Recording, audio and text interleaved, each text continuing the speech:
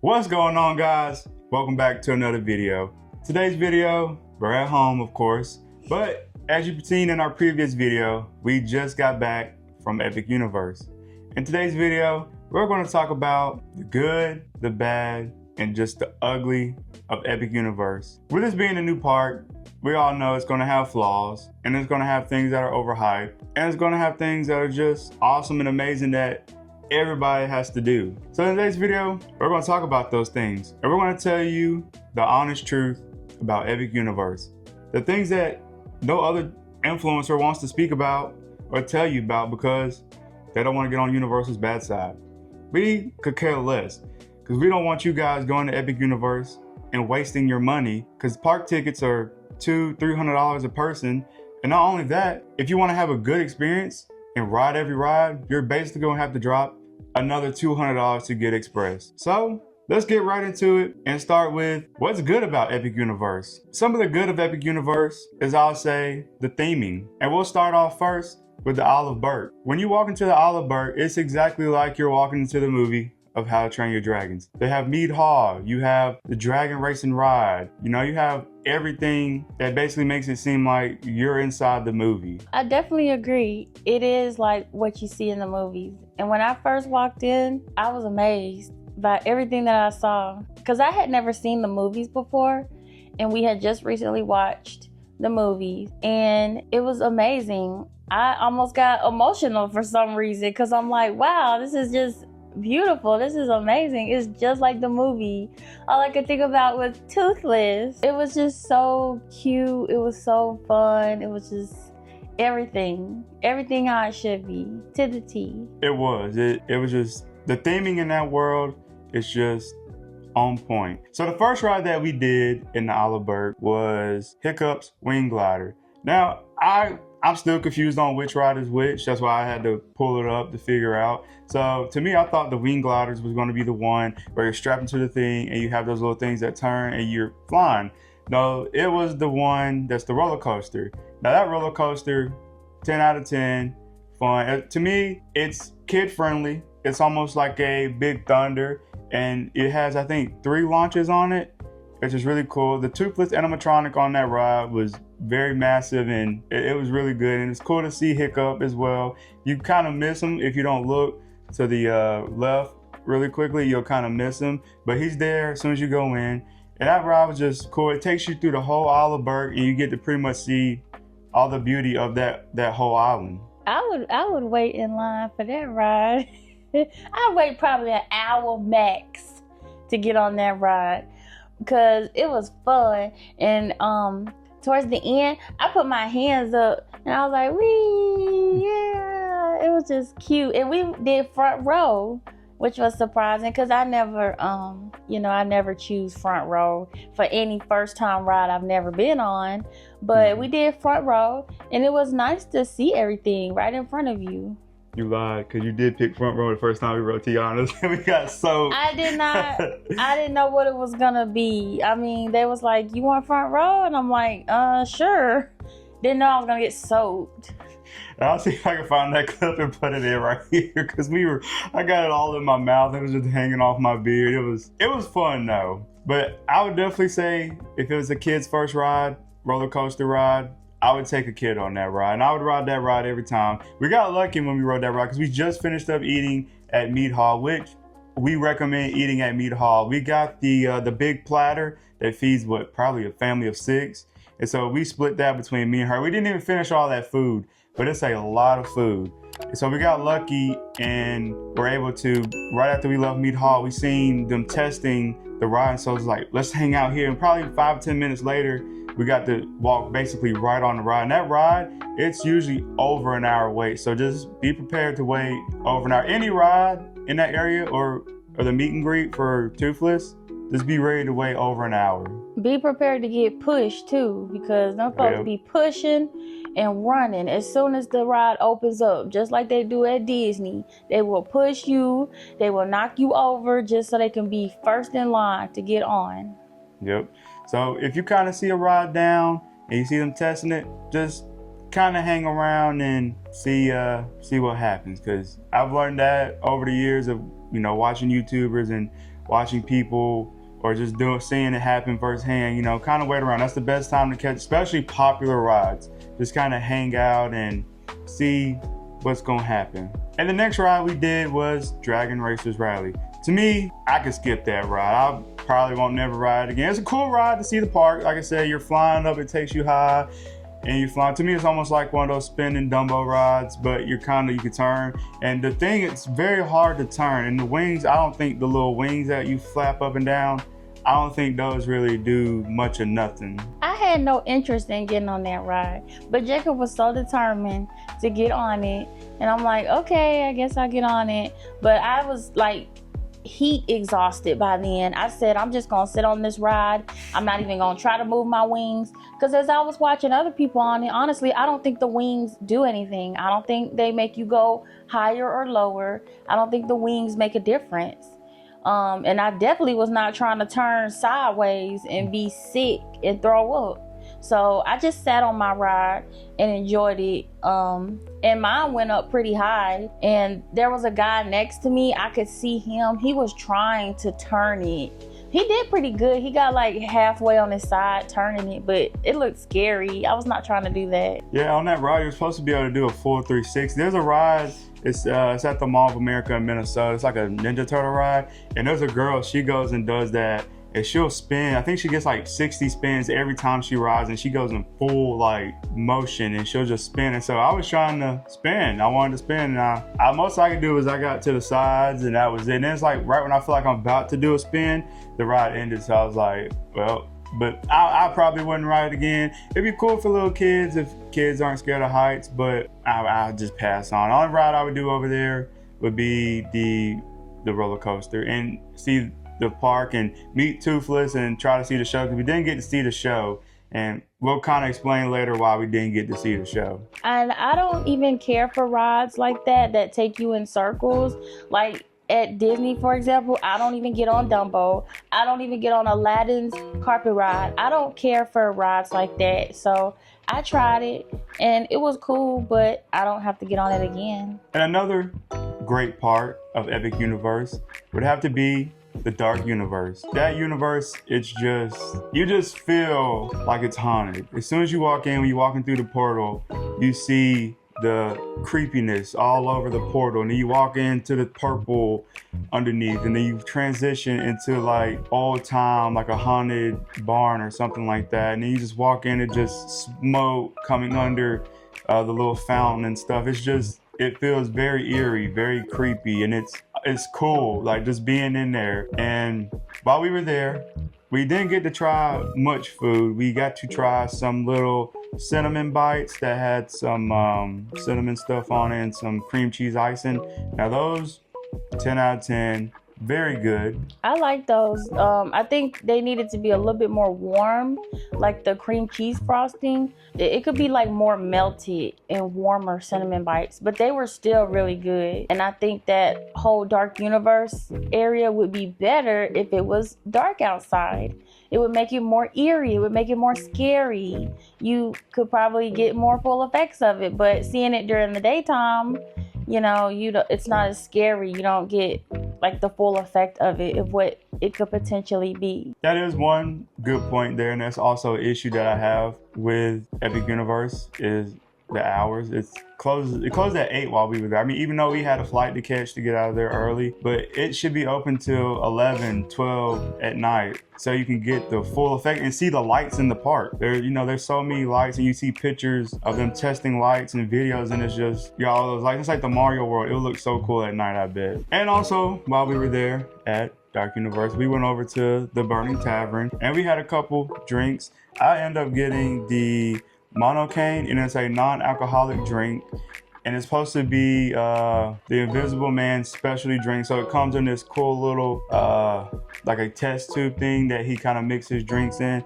And so it's just a pineapple syrup, a blue raspberry syrup, passion fruit syrup, some luster drug, and a spiked mocktail. So it's basically a mocktail, but I wanted to spice mine up a little bit. So the guy gave me a shot of tequila, and I put some tequila in it, and the guy was like, I can't put it in there directly, but I can just give it to you separately. So he gave me the mocktail and the shot of tequila. And so he was like, I can't put it in there. He's like, but once you do, what you do after you leave my site, I don't care. And so if you want a little tip, ask for a shot of something and then go out, you know, after you get done, pour it in there, mix it up. It was pretty good. I would definitely get it again. You get a cool little souvenir cup to take home. I don't know where mine is right now. I'll find it, take a picture of it, and put it in here for you. But it was a cool little souvenir cup, and that was pretty good. Got the Lagoon Ita. It had Bacardi, Superior, some limoncello, green color, lime, blackberries, and mint sprig. I wish that it didn't have so many blackberries in it. I didn't even finish my drink.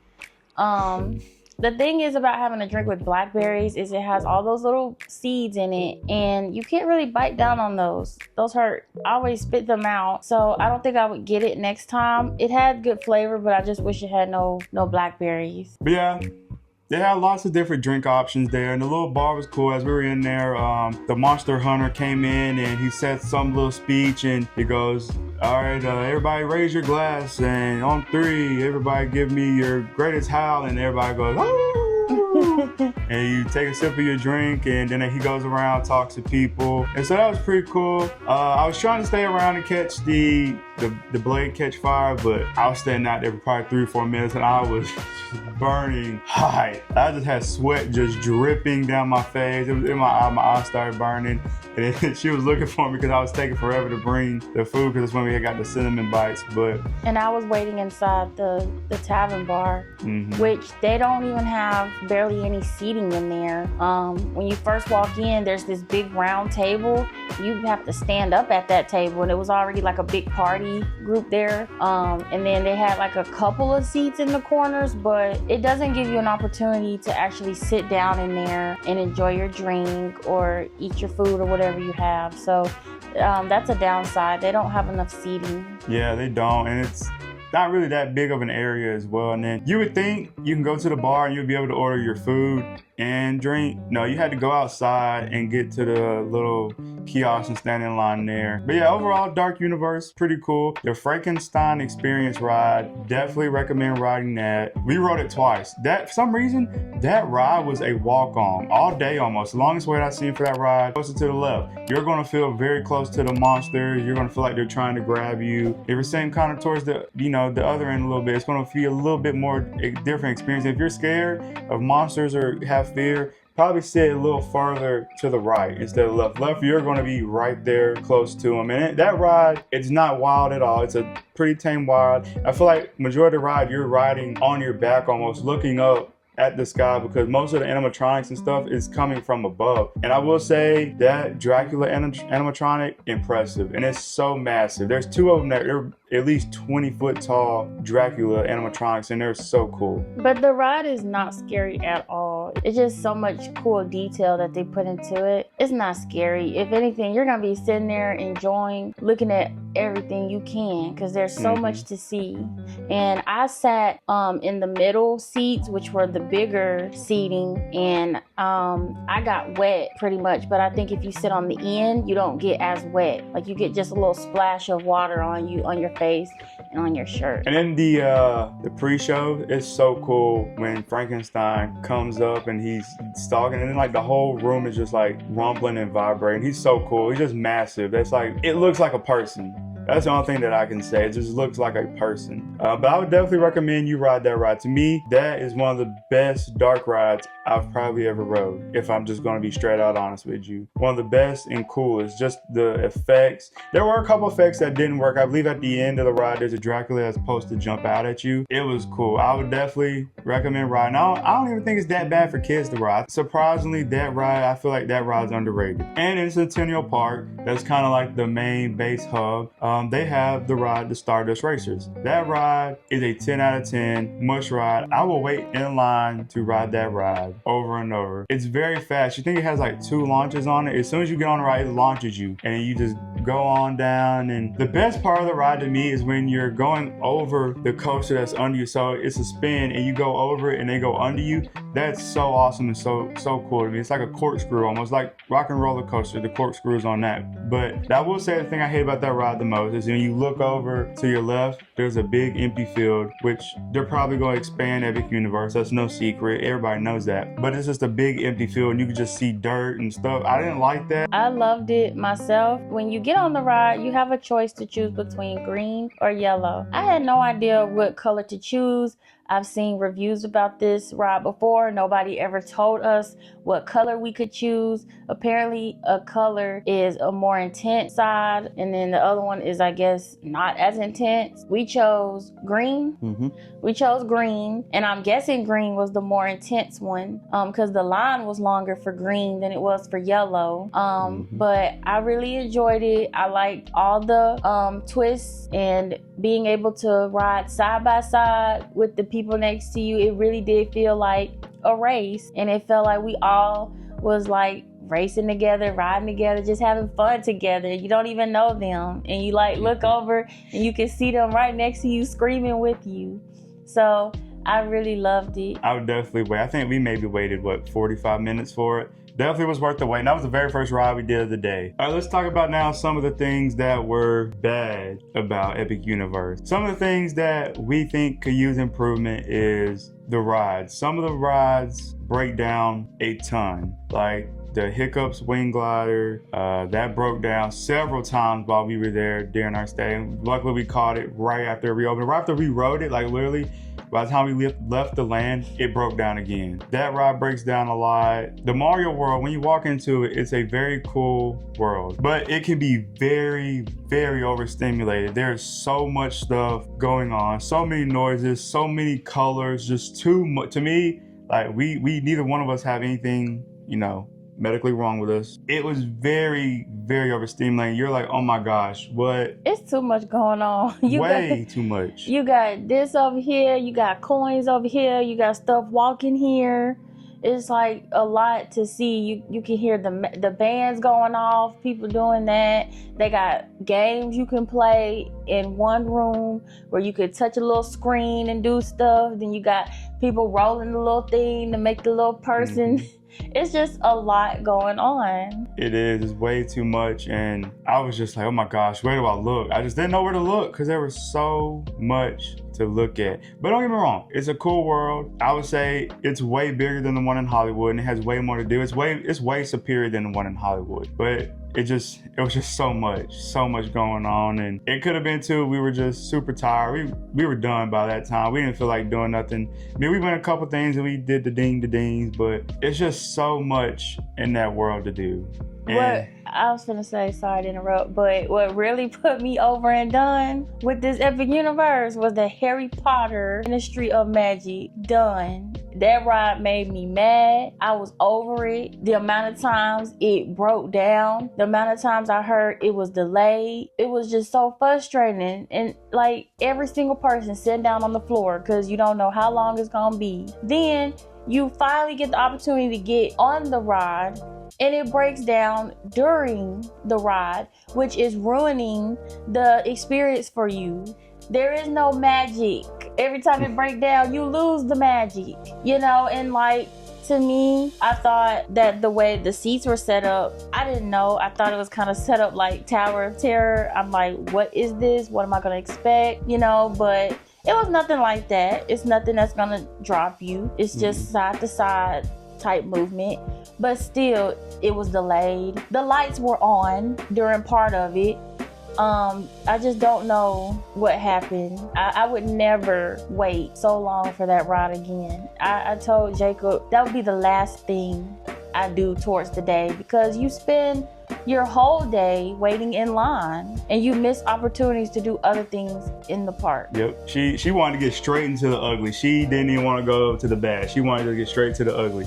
There wasn't much bad. It's just ugly at this point because if we're going to be honest, let's just talk about the ministry, like she said. We'll go from the very beginning. When we got there, the plan was we're gonna go straight for the ministry, get on, ride that, get that out the way, because it's gonna be the busiest ride. When we got there, it was posted at a 5-hour wait. There's no way in hell I will ever wait 5 hours for a ride. I love roller coasters, I love rides, but I will not wait 5 hours to ride a ride, especially that ride. I'm sorry, a lot of people are gonna be mad at us for saying this, but I will not wait 5 hours for riding that ride. That is the honest truth. For one, the ride breaks down. Your 5 hours is gonna turn into your whole park day, basically. And who want you spend $300 on a park ticket. Who wants to wait most of the day waiting for one ride? And you can't even get express. It's excluded from express. So you have to wait in line. And if you want to do single rider, there's really no guarantee if you can do that, because at any time of the day, they choose to close the single rider line. We tried to do single rider and they told us that it was open, but they closed it. How do you have it open for, a little bit and then close it? I think they knew that people did not want to stand in the standby lane. People wanted to do single rider to just go straight in, and they didn't want to allow that. So when we end up going back to it later on in the day, I believe it was posted at a 100-minute wait.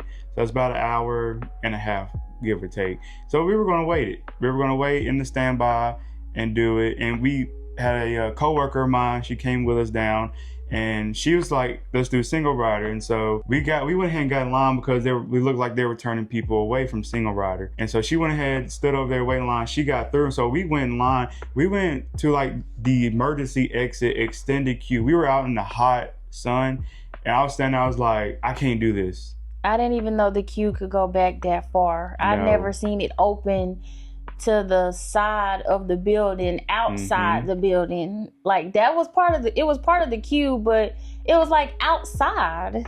It wasn't even inside the covered area anymore. And the thing is the inside queue is so massive that's how many people were in line trying to ride that we were all outside the queue. So that ride's gonna have long waits no matter what. Personally, I don't think I'd wait it. Back to what I was saying. So she got in the single rider. We gotta get out this line and go join her. And so like we tried to go join it, and then the girl, she's like, oh, single rider's closed, you can't get in it. And we're like, well, we have somebody up there, and then she was just like, oh, whatever. And then right after us, you think we'd be the last people single rider? No, we turn around, there's still a group of people behind us following us. So what is it? Is single rider open, single rider closed? Like, I mean, I understand you kind of have to control crowds, but you can't just, if you're gonna close it, have it roped off so nobody can get in there. They didn't have it roped off and people just walking by. I understand this ride has not been open through the whole previews. It's only been open for maybe a month. You need to train people on what to do, how to do it. And I feel like the crew, they do the best they can, but they don't have enough experience and training on operating the ride. I'd say it was confusing for the single rider part, because we were told by his coworker that some people came up with passes, some kind of like paper pass. They showed the cast members and they verified it and let them through. Like, did the ride close at one point and they gave out free passes or something? Like, I'm not understanding how they were operating the single rider line. Yeah, it was very confusing on that. And then how are they getting, like how you said, how are they getting express when I went to go buy express because I was gonna get express. I was like, I don't want to wait 3 hours for this ride. I'll just pay the money, skip the line, because I don't want to wait. Oh, that's not included. I was like, I understand that's gonna be the most popular ride, but that should be included in express. All rides should be included in express, especially if you're going to spend $200 to skip the line. I shouldn't hear, oh, this ride, you can't go, can't do that, can't do this. You should be able to ride every ride. Like she said earlier, while we were in line, the single rider waiting, the ride broke down twice. In one time, we waited for probably 20 to 30 minutes for the ride to come back up. And so we waited in single rider ride, including ride and waiting. It was a 2-hour wait, even in single rider. And so imagine what it would have been in standby if we would have done standby. Because standby got up to 2-hour wait. We waited 2 hours in single rider. So that should tell you right there, it's gonna be a long time. And then while we were on the ride, as soon as we go through the first scene, and it's the one where they're in the little elevator and it goes up, it just shuts off, blacks out, the whole screen blacks out. And we're just sitting there for probably 10 minutes, just looking at a black screen in the dark. And then it finally gets going again. There's a video, no mouth moving, we just hear audio. And then we get to the little, that I will say, the animatronics on the ride are cool. The ones that we got to see working. The best part was the little, I'm gonna just say the bad guy with the mask. He's fighting and he looks like a real person, but it's not. So we get through that scene, and then we get to the scene where the big creature comes and hits the thing and it freezes again, goes out. And then after that, the lights come on and we just see the whole ride with lights on. That ruined, like she said, that ruined the experience. Didn't feel real. And then when we get to the final scene, you just see Harry Potter standing there and you're like, oh, okay. And then you see the, whatever her name is, the bad girl, that bad lady, I can't think of her name right now. And she's there and then you just like, it ruined it. I will say they gave us Express to go to ride a different ride. I'm gonna say too, rewind, because when you are in like inside and you see everything, you go through this tunnel that has green smoke. Didn't even get to see that effect. Walked in it and it didn't exist. Like, it didn't do it for us. I don't know what happened. Maybe it was a delayed type of response, but I didn't get to experience that, because every time I see that part, it makes me think of Harry Potter when he tries to do it. And if y'all, you know, Harry Potter fans, he grabs his little dust and he throws it down and he says, Diagon Alley. And so I wanted to do that, but I didn't get the experience. Yeah, sadly it didn't work when we walked in, and it didn't work when we left. So I'm gonna say that ride so far, to us, it's been overhyped. I'm sorry to say it. I really wanted to love that ride. We were planning to go in September. I don't know right now if we will again. This may be a one and done for a little while. We'll have to just see how things go. I would wait until they get things fixed. I understand new part has its flaws, but that ride broke down probably 6 times while we were in 2 hours waiting and getting the ride. So yeah, just gonna let you know, if you're gonna ride it, just be prepared to waste your whole park day and not get to do nothing. Basically waiting for that. Another thing, for some reason, the werewolf roller coaster was broken down and then opened up all day, and then the Donkey Kong ride was down. But didn't understand, because the previous day, both of those rides were open on Friday before we went. So while on Saturday, it's down. Like, literally the park opens, or from this video, it opens in a week. Why was it not open? Why are they not testing? So that's another bad thing. Most of the rides kept breaking down, kept delaying. And that's like that circus show that they have in Harry Potter World. When we went over there the first time, like, who knows, we could have changed our mind and decided to see that show was down. That show goes down way too much. They got a lot of things they have to work on. I'll just put it easiest way like that. You have a lot of things you got to fix, work on, because Disney don't have rides go down that much and be down for days. They don't. I understand it's a new park. You're working out kinks, but we're paying, especially for a preview. We went to a preview. We paid full admission for a ticket, and we didn't even get to experience the full park. 2 rides were down all day. You know, you shouldn't have to pay $200 for that. A preview ticket should be $100. You shouldn't pay $200-300 just for that. And then it's a preview. Why is it crowds? Why is every ride over an hour wait for a preview? Basically, the park was open. This was no preview. Park was open, pretty much. They say it's a technical rehearsal, but it was open. If it was a technical rehearsal, you should have limited to, I'm just gonna say 5,000 tickets. There was probably a good 20,000 people there. Yes, it's not at full capacity as it's gonna be for opening, but still felt busy. Still felt like there was a lot of people there. Technical rehearsal turned into technical errors.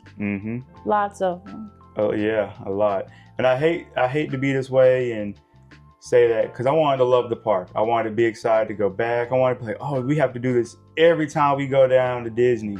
Have to add Epic. But I didn't feel that way. You know, these are our thoughts on Epic Universe. You know, a lot of people are gonna hate us for it. Some people may be like, thank you for being straight up and being honest. I just don't want you guys to go waste your money and not get the full experience like we did.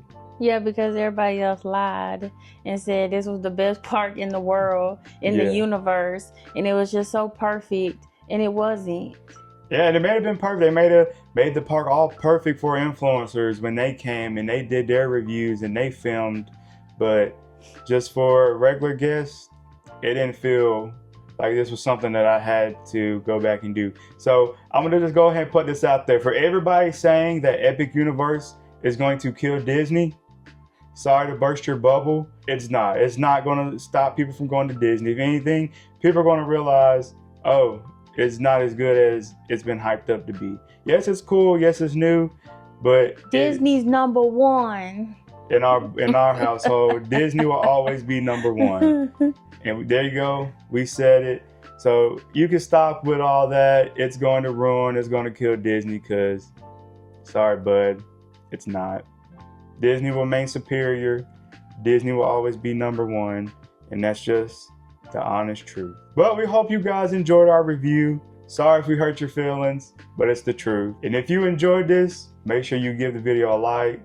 Comment down below if you've been to Epic and how do you feel about it. And if you disagree with us, hey, let us know. We're here. We don't mind disagreements. I don't mind that. That's part of life, part of living. Hit that subscribe button, and we'll see you guys in the next video. Bye.